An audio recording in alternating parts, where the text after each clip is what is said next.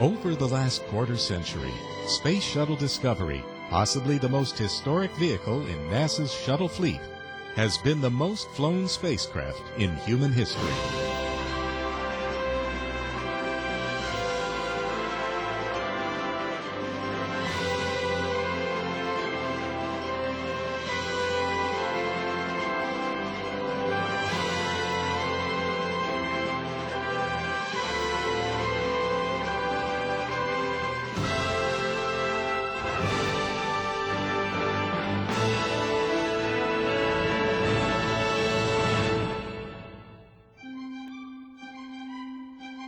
NASA's last mission of the Shuttle Discovery, a trip to the International Space Station, marks the anniversary of a decade of continuous human presence aboard the orbiting outpost.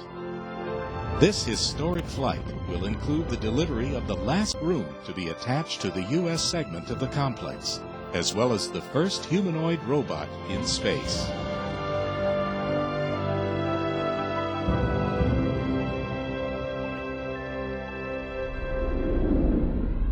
When Discovery launches on NASA's 35th mission to the ISS, the STS-133 crew of 6 astronauts will begin an 11-day mission to deliver one of the shuttle's last loads of spare parts for the orbiting outpost.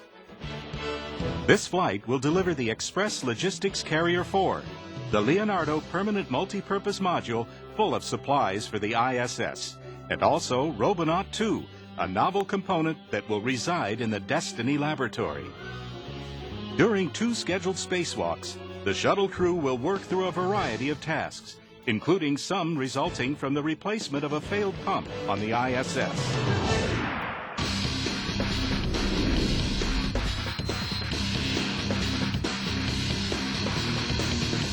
We do have a lot of space station experience. We're probably one of the more unique shuttle crews in that we're all experienced. We've all flown in space before. Retired Air Force Colonel Steve Lindsay is the commander of Discovery's crew of 6 astronauts.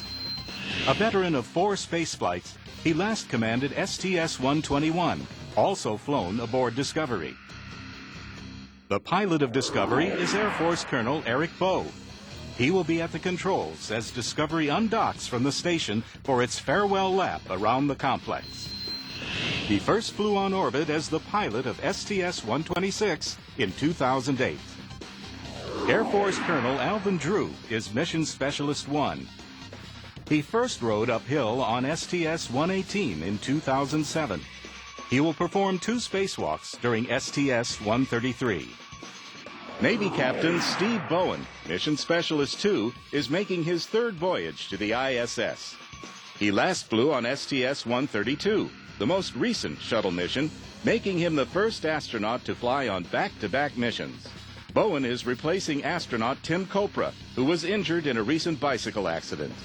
Bowen will conduct 2 spacewalks on this flight.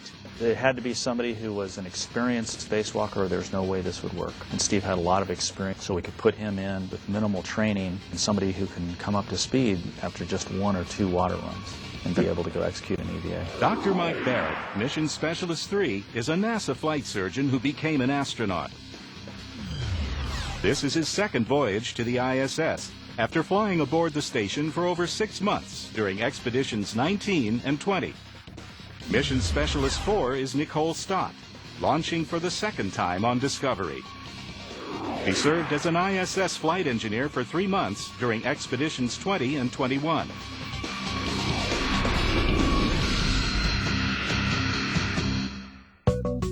The key objectives for STS-133 are primarily positioning the station for the future years to come, both inside and outside. We have supplies that we're bringing for the crew to live and work continuously for the next few years inside the station, as well as some large spares or replacement units that we'll put on the outside of the station. The first of 2 components that Discovery's crew will attach to the station is the ELC-4 pallet, the Express Logistics Carrier 4. One item stored on the ELC is a spare ammonia radiator.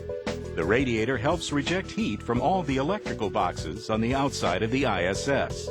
Barrett and Stott will operate the space station robotic arm to take the handoff of the ELC from Bowe and Drew on flight day 3. Then, Barrett and Stott will attach the pallet to the S3 truss on the station's nadir side. In our payload bay, we have a PMM, which stands for Permanent Multi-Purpose Module. It's essentially an MPLM, which is a pressurized cargo carrier that we've been using on space station for several years to haul logistics up and down. On Flight Day 6, Barrett and Stott will grapple the Leonardo PMM, the last component that will be attached to the station's U.S. segment. And they will install it on the nadir side of Node 1 Unity. Not only will it be full of supplies for the space station, it will also serve in the future as a closet for space station for stowage, which is something that they always need up on space station. Also flying inside the PMM is a virtual ISS crew member named Robonaut 2. R2 is the first dexterous humanoid robot in space and the first U.S.-built robot at the space station. R2 will be deployed on a fixed pedestal inside the Destiny lab. The Robonaut project is designed to ultimately function as the equivalent of a spacewalking astronaut, accomplishing tasks that could be unsafe for a human.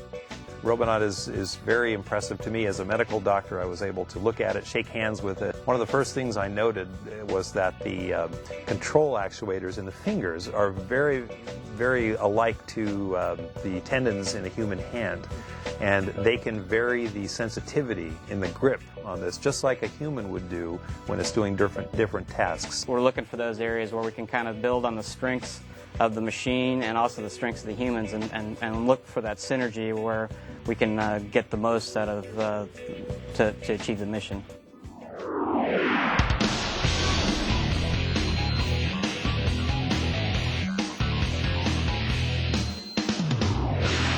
During STS-133, Drew and Bowen will open the hatch for 2 scheduled spacewalks. For the spacewalks themselves, we're doing several tasks of outfitting the space station, doing some what we call cats and dogs cleanup work, taking care of some insulation issues, working on some various components that need to be doing. On EVA-1, Drew and Bowen are scheduled to install a 10-foot-long cable between the Quest airlock and the Unity module to provide an alternate power source to Tranquility if required. They will also relocate the station's failed ammonia coolant pump module to ESP-2, the external stowage platform 2. Our first spacewalk that we're going to do is going to be cleaning up from the last spacewalk that our space station crew members did.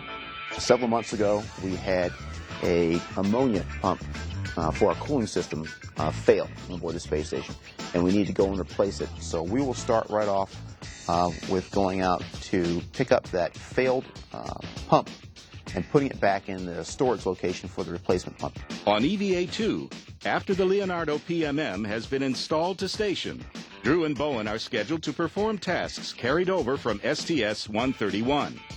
They will install a camera light on and remove an insulation blanket from the special-purpose dexterous manipulator, the Dexter robot hand. They will also remove the lightweight adapter plate assembly from the Columbus lab for the return home.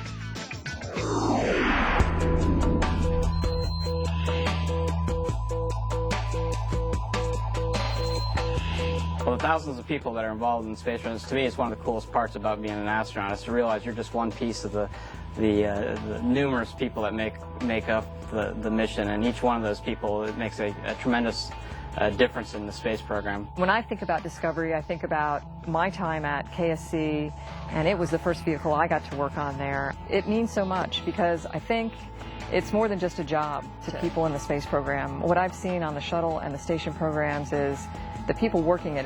It's a heart and soul thing. Everybody is just maintaining an incredibly high, if not higher, standard of professionalism to keep this program running. So we have nothing but admiration and gratitude for what these people do.